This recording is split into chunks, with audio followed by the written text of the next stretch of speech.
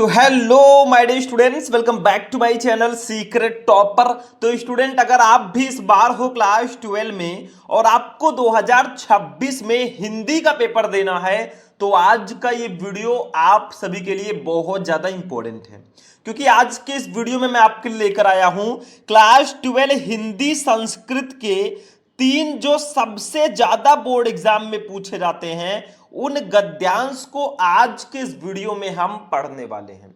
Student, जो गद्यांश है संस्कृत का वो आपके बोर्ड एग्जाम में पूरे के पूरे 7 नंबर का पूछा जाता है। तो मैं आज आपको तीन ऐसे गद्यांश बताऊंगा ना जो आपके बोर्ड एग्जाम में लगभग हमेशा पूछे गए हैं और 2026 में भी यही गद्यांश आने वाले हैं। तो बस ये तीन गद्यांश पढ़ लो भैया, इससे बाहर कुछ नहीं आएगा और जैसा मैं बताऊंगा ऐसा लिखोगे तो आपको मिलेंगे पूरे नंबर। चलिए शुरू करते हैं। आप लोग बस वीडियो को लाइक करना, चैनल को सब्सक्राइब भी कर लेना। देखो, जब गद्यांश की बात आती है भैया ना, तो ये भी लगभग 100% फिक्स टॉपिक की ही कैटेगरी में आता है और गद्यांश में कुछ होता नहीं है। आपको संस्कृत का एक गद्यांश दे दिया गया, देखो यहां से लेकर यहां तक, ठीक है। अब आपको क्या कहा जाएगा कि इसका संदर्भ लिखकर हिंदी में अनुवाद कीजिए। मतलब पहले आपको संदर्भ लिखना है कि ये किस पाठ से है, इसके लेखक कौन है। अब आप कहेंगे फजी लेखक कहां? देखो, इसमें सिर्फ पाठ का नाम ही लिखना होता है, लेखक नहीं होते भैया। संस्कृत में संदर्भ में आपको सिर्फ पाठ का नाम लिखना होता है, ठीक है। उसके बाद में हिंदी में अनुवाद करना है। तो पहले इस हिंदी संस्कृत का जो गद्यांश है इसका हम हिंदी मीनिंग निकालेंगे, उसके बाद कैसे लिखते हैं वो मैं आपको बताऊंगा, ठीक है। तो देखो, धन्योऽयं भारत देशः यत्र समुल्लसत् जनमानस पावनी भव्य भावोद भावनी शब्द संदोह प्रसौनी शुर भारती। मतलब धन्योऽयं, धन्य है ये भारत भारत देश, यत्र जहां समुल्लसत् मनुष्य के पवित्र मनों को, जनमानस पावनी, जन का मतलब होता है मनुष्य, मानस पावनी उनको मनों को पवित्र करने वाली, भव्य भावोद भावनी मतलब उच्च भावों को उत्पन्न करने वाली, शब्द संदोह प्रसौनी और शब्द राशि को जन्म देने वाली सुर भारती यानी कि संस्कृत देववाणी संस्कृत जो है वो सुशोभित है। तो धन्य है वो भारत देश जहां समुल्लसित का मतलब होता है सुशोभित है, जहां लोगों के मनों को प्रसन्न करने वाली, उच्च भावों को उत्पन्न करने वाली और शब्द राशि को जन्म देने वाली देववाणी संस्कृत सुशोभित है।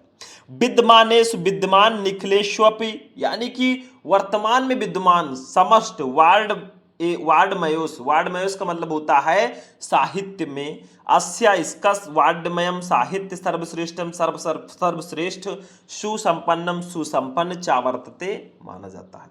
तो विद्यमान जितने भी साहित्य हैं, वर्तमान में विद्यमान समस्त साहित्यों में इसका साहित्य सर्वश्रेष्ठ एवं सुसमृद्ध है। किसका? संस्कृत भाषा का।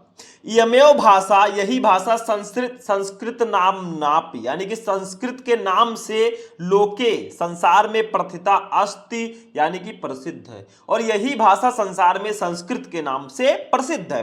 अस्माकम रामायण, हमारे रामायण, महाभारत आदि ऐतिहासिक ग्रंथ, चत्वारो वेदा, चारों वेद, सर्वा उपनिषदा, सभी उपनिषद, अष्ट 10 पुराण यानी कि 18 पुराण, अन्यानि च और अन्य महाकाव्य नाट्यादीन महाकाव्य नाटक, अस्यामेव भाषाम इसी भाषा में लिखितान संत लिखे गए हैं, ठीक है।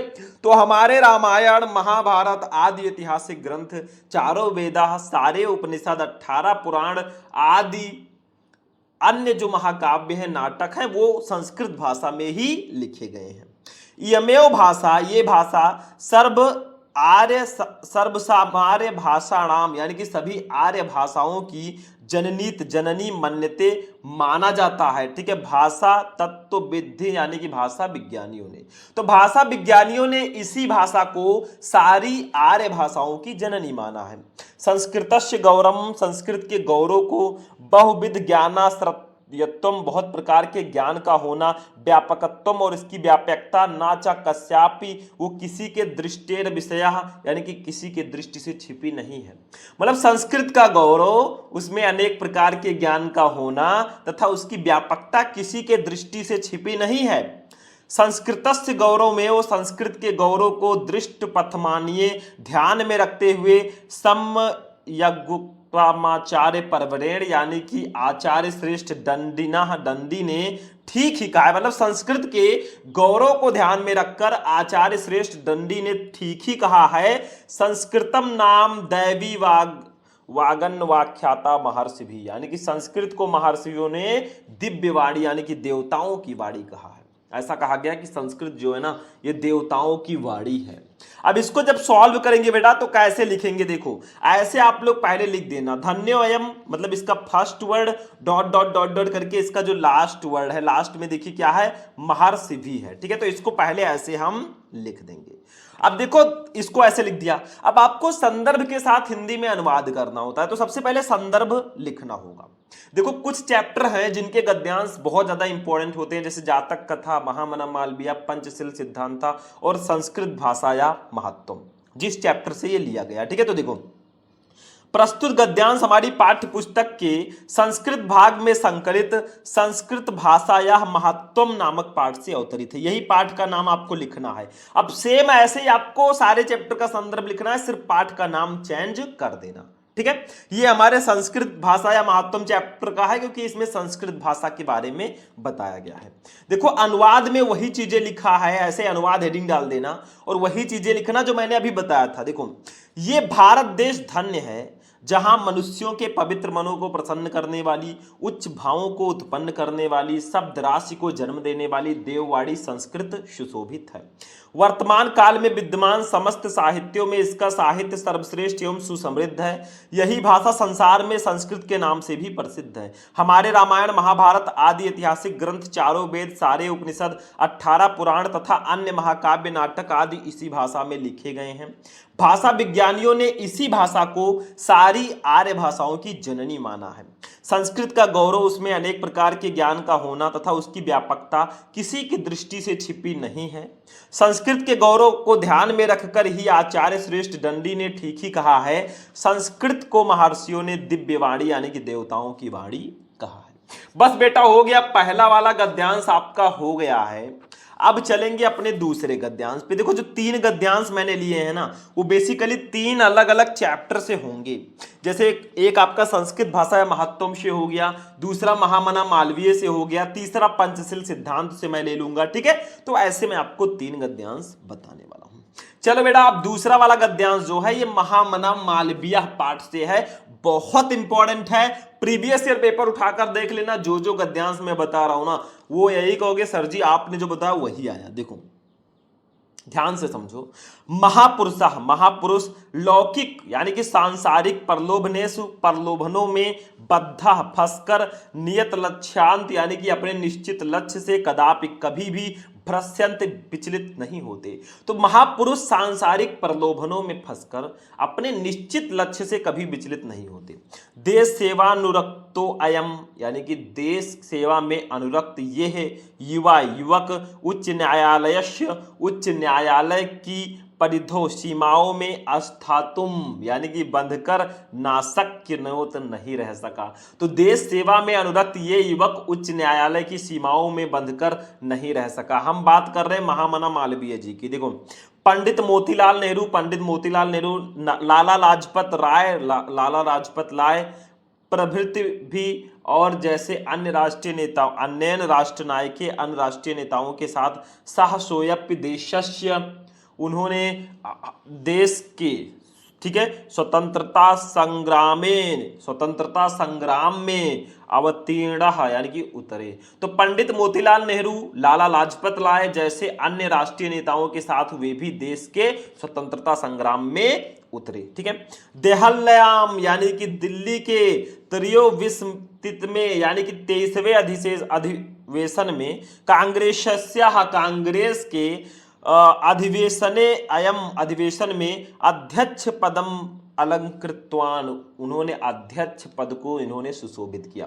तो दिल्ली में कांग्रेस के 23वें अधिवेशन के अध्यक्ष पद को इन्होंने सुशोभित किया। रोलर एक्ट इत्याख्यस्य यानी कि उसके विरोध में, ठीक है, ओजस्वी भाषण को श्रुत्वा सुनकर आर्डंगल शासका यानी कि अंग्रेज शासक भी भीता जाता भयभीत तो उठे। मतलब रॉलेट एक्ट के विरोध में इनके ओजस्वी भाषण को सुनकर अंग्रेज शासक भी भयभीत हो उठे। बहुवारम बहुत बार कारागारे जेल में भी निक्षिप्तयोप उनको डाले जाने पर भी अयम वीरम ये वीर इस वीर ने देश सेवा व्रतम देश सेवा का व्रत नात्यजत नहीं छोड़ा। बहुत बार जेल जाने पर भी इस वीर ने देश सेवा का व्रत नहीं छोड़ा। हम बात कर रहे हैं महामना मालवीय जी का। तो जब भी इसको हम सॉल्व करेंगे बेटा ना वही सेम प्रोसेस, पहले इसका फर्स्ट वर्ड लिख दो महापुरुषा, फिर लास्ट वर्ड है नात्यजत, ऐसे लिख दो, ठीक है। फिर संदर्भ लिख दो, प्रस्तुत गद्यांश हमारी पाठ्य पुस्तक के संस्कृत भाग में संकलित महामना मालवीय नामक पाठ से अवतरित है। बस इतना बेटा संदर्भ में लिखना है, 2 नंबर आपको इसी के लिए दिया जाता है, ठीक है। फिर अनुवाद लिख दो बेटा, चलो लिखते हैं वही चीज। महापुरुष सांसारिक प्रलोभनों में फंसकर अपने निश्चित लक्ष्य से कभी विचलित नहीं होते। देश सेवा में अनुरक्त ये युवक उच्च न्यायालय की सीमाओं में बंधकर ना रह सका।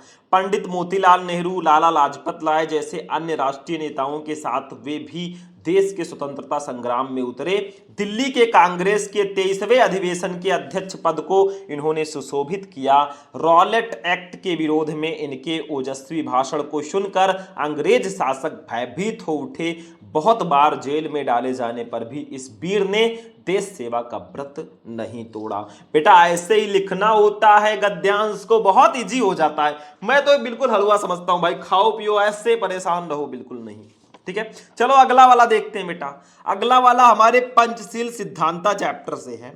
देखो 3 अलग अलग चैप्टर से अगर हम पढ़ते हैं तो मजा बहुत आता है भाई, मजा बहुत आता है। तो चलिए देखते हैं भाई, कहां पड़े हो चक्कर में भाई, कोई नहीं है टक्कर में। चलो देखते हैं। पंचशील मिति मतलब पंचशील शिष्टाचार विषय का शिष्टाचार संबंधी सिद्धांत है। तो पंचशील शिष्टाचार संबंधी सिद्धांत, देखो बेटा पंचशील आ गया तो आप चैप्टर बहुत आसानी से पहचान लोगे। महात्मा गौतम बुद्ध एतान पश्चापि यानी कि इन 5 सिद्धांतों का, ठीक है, पंचशील मिति पंचशील के नाम से स्वाशिष्यान अपने शिष्यों को शास्ति अस्म यानी कि उपदेश दिया था। तो महात्मा गौतम बुद्ध ने इन 5 सिद्धांतों का पंचशील के नाम से अपने शिष्यों को उपदेश दिया था। एत एवायम शब्द अधुनापि तथैव स्वीकृतः, और एत इसलिए एवायम शब्द ये शब्द अधुनापि अब भी वैसा ही तथैव वैसा ही स्वीकृत है, और इसलिए ये शब्द अब भी वैसा ही स्वीकृत है।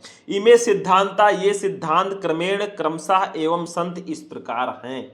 जैसे सबसे पहला अहिंसा ना करना, सत्य बोलना, सत्यम सत्य, अस्तेयम चोरी ना करना, अप्रमादम प्रमाद ना करना, ब्रह्मचर्यम ब्रह्मचर्य का पालन करना इति, ठीक है। तो बौद्ध युगे इमे सिद्धांता, बौद्ध युग में ये सिद्धांत वैयक्तिक जीवनस्थ व्यक्तिगत जीवन की अभ्युत्थानाय उन्नति के लिए प्रयुक्त थे। यानी कि बौद्ध युग में ये सिद्धांत व्यक्तिगत जीवन की उन्नति के लिए प्रयुक्त थे। लेकिन हुआ क्या, देखो ध्यान से, कहां है, ठीक है, परमज्ञ, लेकिन किंतु आजकल, ठीक है, आजकल इमे सिद्धांता ये सिद्धांत राष्ट्रों की परस्पर मैत्री सहयोग कारणान यानी कि परस्पर मैत्री एवं सहयोग के विश्व शांतिश्च और विश्व शांति साधन है। मतलब ये जो बौद्ध युग में ये सिद्धांत व्यक्तिगत जीवन की उन्नति के लिए प्रयुक्त थे, किंतु आजकल ये सिद्धांत राष्ट्रों की पारस्परिक मैत्री एवं सहयोग के आधार तथा विश्व बंधुत्व और विश्व शांति के साधन है। राष्ट्रनायक श्री जवाहरलाल नेहरू महोदय के प्रधानमंत्री काल में चीन देश के सह भारत की मैत्री पंचशील सिद्धांता अधिकृत्यम पंचशील सिद्धांतों के आधार पर ही एवं भवत हुई थी।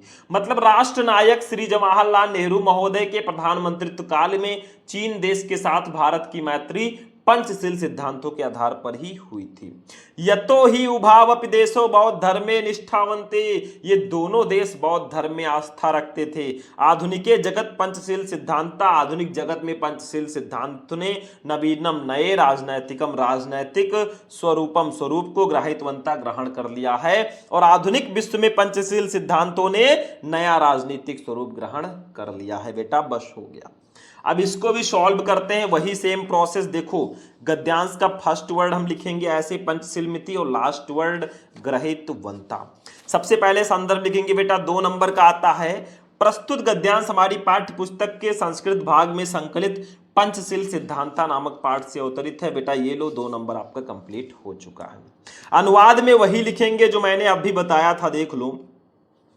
पंचशील शिष्टाचार संबंधी सिद्धांत है। महात्मा गौतम बुद्ध ने इन 5 सिद्धांतों का पंचशील के नाम से अपने शिष्यों को उपदेश दिया था, इसलिए ये शब्द भी वैसा ही स्वीकृत है। ये सिद्धांत क्रमशः इस प्रकार हैं: अहिंसा, सत्य, अस्तेयम, मतलब अहिंसा, सत्य, अस्तेय, चोरी न करना, अप्रमादम, प्रमाद न करना, ब्रह्मचर्य। बौद्ध युग में ये सिद्धांत व्यक्तिगत जीवन की उन्नति के लिए प्रयुक्त थे, किंतु आजकल ये सिद्धांत राष्ट्रों की पारस्परिक मैत्री एवं सहयोग के आधार तथा विश्व बंधुत्व और विश्व शांति के साधन हैं। राष्ट्र नायक श्री जवाहरलाल नेहरू महोदय के प्रधानमंत्रित्व काल में चीन देश के साथ भारत की मैत्री पंचशील सिद्धांतों के आधार पर ही हुई थी, क्योंकि दोनों ही देश बौद्ध धर्म में आस्था रखते थे। आधुनिक विश्व में पंचशील सिद्धांतों ने नया राजनीतिक स्वरूप ग्रहण कर लिया है। बस बेटा ये तीसरा वाला हमारा गद्यांश था। तो स्टूडेंट ये थे क्लास 12 हिंदी संस्कृत के 3 जो सबसे महत्वपूर्ण गद्यांश। एक चीज मैं आपको और बता दूं, गद्यांश और भी हैं, वो भी मैं बताऊंगा, बिल्कुल टेंशन फ्री रहना, लेकिन ये 3 गद्यांश जरूर पढ़ लेना। जो सबसे ज्यादा इंपॉर्टेंट थे वो मैं लेकर आ गया। तो आपको वीडियो कैसा लगा बेटा? वीडियो पसंद आया, वीडियो को सबसे पहले लाइक कर दो फटाफट, चैनल को सब्सक्राइब कर लो, और आपको जिस भी सब्जेक्ट पर वीडियो चाहिए या जिस भी टॉपिक पर चाहिए ना, वो आप लोग कमेंट करके जरूर बता दिया करो, सर मुझे इस सब्जेक्ट का ये टॉपिक चाहिए, इस टॉपिक पर क्लास लाइए, मैं तुरंत वीडियो आपको प्रोवाइड करा दूंगा। तो चलिए मिलते हैं फिर किसी नेक्स्ट वीडियो में नेक्स्ट टॉपिक के साथ। तब तक के लिए बेटा जय हिंद।